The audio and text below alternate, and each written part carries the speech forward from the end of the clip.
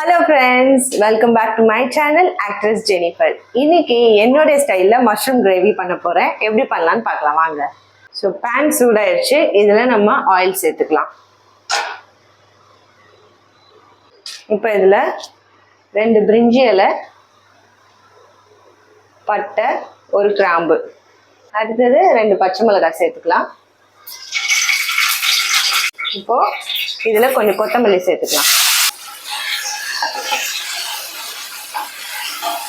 இப்போ இதுல வெங்காயம் சேர்த்துக்கலாம்.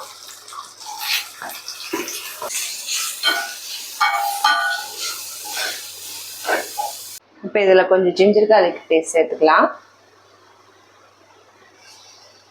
அப்படியே கொஞ்சமா மஞ்சத்தூள், அப்படியே கொஞ்சம் சால்ட்டும்.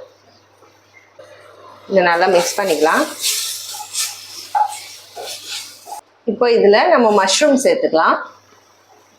இப்படி கட் பண்ணி வச்சிருக்கிற மஷ்ரூமை நம்ம சேர்த்துப்போம்.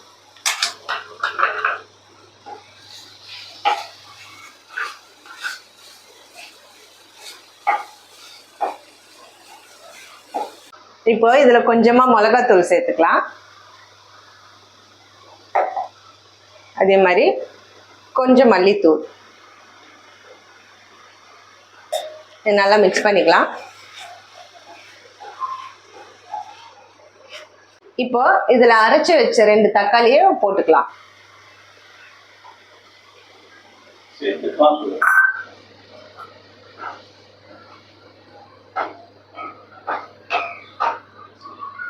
இப்போ இந்த தக்காளி மஷ்ரூம் எல்லாம் நல்லா வெந்துருச்சு.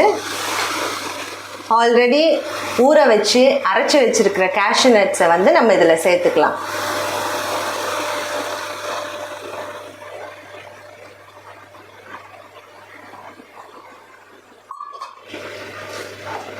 இதை நல்லா இப்படி மிக்ஸ் பண்ணிக்கலாம். இப்போ இதில் கொஞ்சமாக கரம் மசாலா சேர்த்துக்கலாம். நல்லா மிக்ஸ் பண்ணிக்கோங்க. அடி பிடிக்காத அளவுக்கு பார்த்துக்கோங்க. Mushroom gravy ready. சாப்பிடலாமா? இந்த மஷ்ரூம் கிரேவியை வந்து உங்களுக்கு வேணும்னா திக்காகவும் பண்ணிக்கலாம், சாப்பாடு கூட வந்து பிசைஞ்சு சாப்பிட்ற மாதிரி.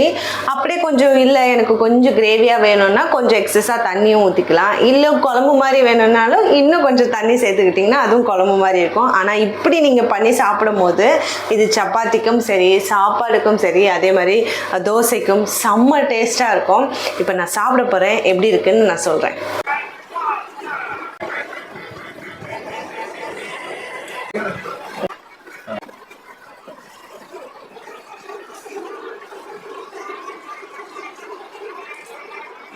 சீரியஸாகவே செம்ம டேஸ்ட்டாக இருக்குது. ட்ரை பண்ணி பாருங்கள், உங்கள் எல்லாருக்குமே பிடிக்கும். மறக்காமல் சப்ஸ்கிரைப் பண்ணுங்கள், லைக் பண்ணுங்கள், ஷேர் பண்ணுங்கள், கமெண்ட் பண்ணுங்கள். உங்களுக்கு இந்த மாதிரி ஏதாவது டிஷ்ஷு டிஃப்ரெண்ட்டாக பண்ணுவேன் அப்படின்னா கீழே கமெண்டில் போடுங்க, நானும் ட்ரை பண்ணி பார்க்குறேன். தேங்க்யூ.